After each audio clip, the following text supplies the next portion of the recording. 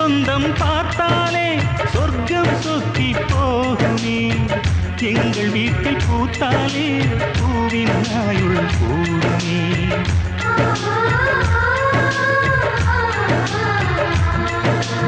இரண்டு கண்கள் என்றாலும் பார்வை என்றும் ஒன்றுதான். உருவத்திலே தனித்தனிதான், உள்ளம் என்றும் ஒன்றுதான். ஒரு சேவல்தான் நடை காத்தது இந்த அதிசயம் பாருங்கள். கண்ணனை வாழ்த்துங்கள்.